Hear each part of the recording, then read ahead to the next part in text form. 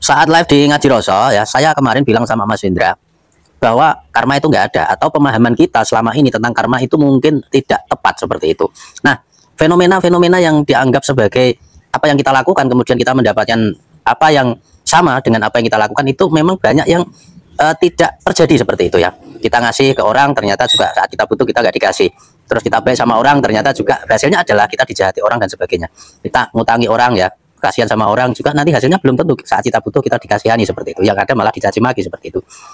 Saya melihat banyak kejadian itu tidak sinkron dengan fenomena ataupun pemahaman karma yang kita pahami selama ini. Dan itu sangat relate dengan apa yang dinyatakan oleh Dr. Yu Hasan yang bunyinya seperti ini. Oh, nggak adil dong. Ya memang siapa yang bilang adil itu ya. Kehidupan itu memang nggak adil.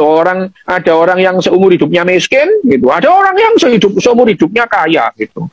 Ada orang yang pinter enggak, cakep enggak tapi kaya gitu ya.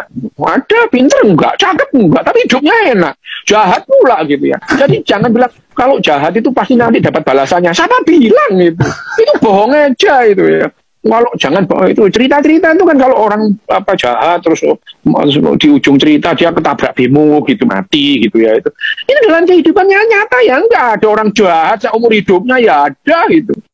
Jadi Dr. Yu ini saya agak cocok ya dengan pernyataan beliau bahwa kita menganggap bahwa dunia itu nggak adil gitu. Siapa bilang tidak adil, siapa bilang dunia itu adil? Memang nggak adil gitu loh. Contohnya seperti ini.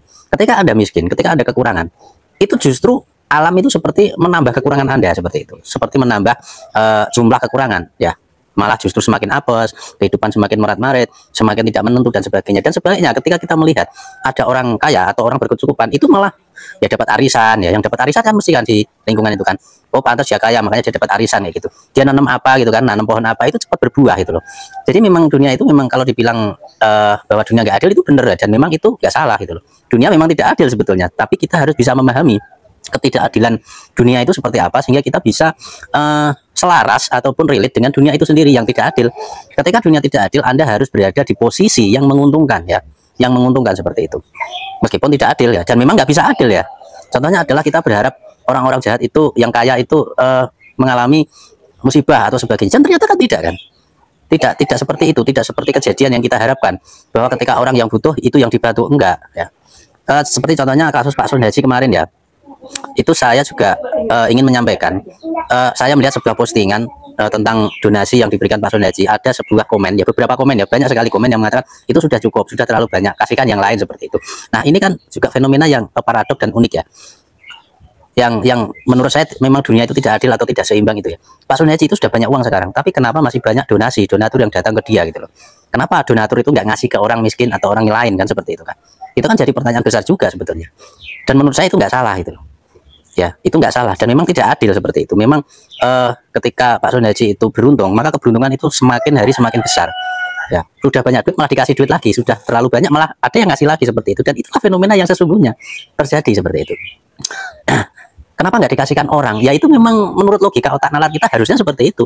Harusnya dikasihkan orang yang butuh, orang yang miskin, orang lain seperti itu. Itu kan menurut logika kita atau menurut perspektif keadilan menurut versi kita gitu. Tapi nyatanya kan enggak seperti itu. Nyatanya tetap orang malah lebih suka ke Pak Sun Haji.